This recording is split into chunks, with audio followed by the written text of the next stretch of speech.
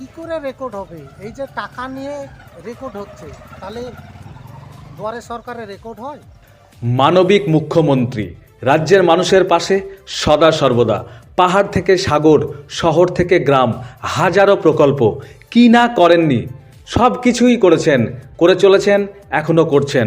স্বাস্থ্যের জন্য স্বাস্থ্যসাথী, কন্যার জন্য কন্যাশ্রী, যুবকদের জন্য যুবশ্রী, পথের জন্য পথশ্রী, এইরকম হাজারো প্রকল্পের পসরা সাজিয়ে প্রত্যেকটি ব্লকে, প্রত্যেকটি অঞ্চলে আধিকারিকদের দিয়ে আমজনতার দুয়ারে নিয়ে গেলেন সরকার। তারপর নতুন কর্মসূচি জনসংযোগ যাত্রার মাধ্যমে রাজ্যের মানুষের অভাব অভিযোগ আবদার শুনছেন। এতে নাকি কোনো লাভ হচ্ছে না রাজ্যের মানুষের, লাভ হচ্ছে জেরক্স দোকানিদের।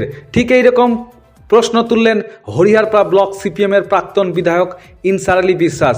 এই দিন সোশ্যাল মিডিয়ায় ভাইরাল হওয়া হরিহরপাড়া ব্লক তৃণমূল আইএনটিইউসির সংগঠনের নেতা আব্দুল সামাদ ওরফে সেন্টু শেখ জমি সংক্রান্ত ব্যাপারে ঘুষ নিচ্ছেন কাজ করিয়ে দেব বলে। এখন প্রশ্ন হলো, খোদ মুখ্যমন্ত্রী মাননীয় মমতা বন্দ্যোপাধ্যায়ের নিজের দপ্তর এবং মানুষের পরিষেবার জন্য সরকারটিকে একেবারে আমজনতার দুয়ারে নিয়ে গিয়ে হাজির, সেইখানে যদি টাকার বিনিময়ে কাজ করেন আধিকারিক বা তিনার দলের কোনো নেতারা, সেইখানে প্রান্তিক মানুষেরা কি করবেন, কোথায় যাবে বলতে পারেন? যেখানে জাল দলিলকারী সক্রিয় ল্যান্ড মাফিয়াদের শিকার আম নাগরিক, সেখানে মাননীয়া আগামী দিনে কি স্বচ্ছতা আনবেন সেটাই দেখার পালা। মুর্শিদাবাদ থেকে আবিদ হোসেন মণ্ডলের report, TV ATM Bangla, Kolkata. বলার কিছু নেই। হরিহরপাড়া বিএলআর অফিসে যা চলছে, জনসাধারণ তাদের জমি রেকর্ড করার মতো সুযোগ পাচ্ছে না।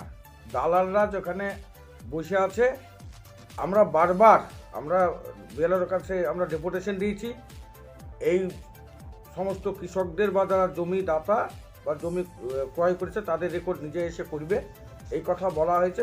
বিএলআর সাহেব সে কথা বললেও বাস্তবে কিন্তু সেটা হচ্ছে না, কথা রাখেনি।